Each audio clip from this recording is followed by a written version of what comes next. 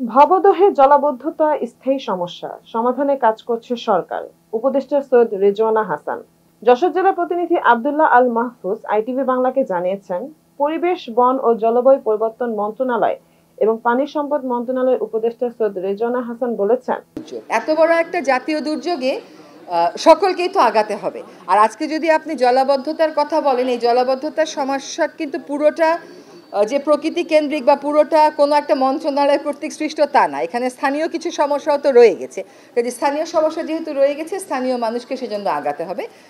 ঠিক কোন পথে ভবদহের জলাবদ্ধতার সমাধান হবে এটা এই মুহূর্তে এখানে দাঁড়িয়ে আমার বলা ঠিক হবে না। তার কারণ হচ্ছে এখন জনগণের সাথে, যারা ভুক্তভোগী, তাদের সাথে কথা বলার প্রক্রিয়াটা শুরু হয়েছে। এটার বিভিন্ন মতবাদ আছে, সেই মতবাদের পক্ষে বিপক্ষে মতামত আছে, কিন্তু বৃহত্তর জনগোষ্ঠীকে যেই বিষয়টা সমাধান দেবে, আমরা নিশ্চয়ই সেই সমাধানের পথেই হাঁটবো। কোনো একক সমাধানের কথা এখন আমার পক্ষে বলা সম্ভব না।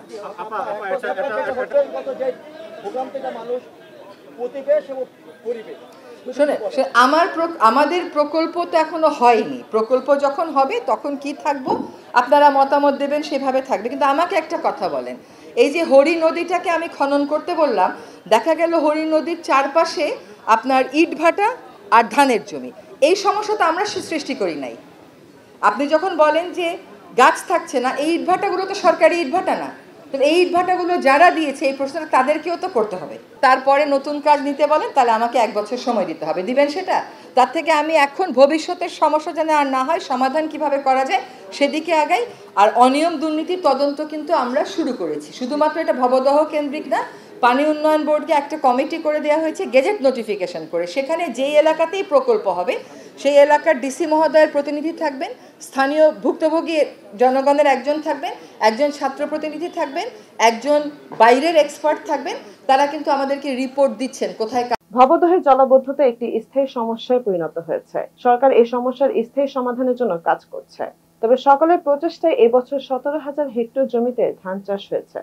ভবদহ সুইচ গেট পরিদর্শন শেষে ভবদহ মহাবিদ্যালয় কলেজ প্রাঙ্গণে সাংবাদিকদের সাথে মতবিনিময়কালে তিনি এসব কথা বলেন। রেজওয়ানা হাসান জানান, সরকারের কয়েকটি মন্ত্রণালয়ের সম্মিলিত প্রচেষ্টায় ক্ষতিগ্রস্ত 20,000 হেক্টর জমির মধ্যে 17,000 হেক্টর জমির পানি নিষ্কাশন করা সম্ভব হয়েছে।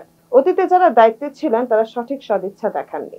সরকার জনগণ ও বিশেষজ্ঞদের মতামত নিয়ে কাজ করার চেষ্টা করছে। আমডাঙ্গা খাল, হরিভদ্রা ও আপার ভদ্রা খননের কাজ সেনাবাহিনী করবে। রেজওয়ানা হাসান আরো বলেন, এটি একটি জাতীয় দুর্যোগ। এখানে কিছু স্থানীয় সমস্যাও রয়েছে। ভুক্তভোগীদের সঙ্গে কথা বলে বৃহত্তর স্বার্থ বিবেচনা করে ব্যবস্থা নেওয়া হবে। হরি নদীর চারপাশ গড়ে ওঠা ইট ভাটাগুলোর বিষয়ে তিনি বলেন, এই ইট ভাটাগুলো সরকারের নয়। অনিয়ম ও দুর্নীতি বিষয়ে তদন্ত শুরু হয়েছে, একটি কমিটি কাজ করছে।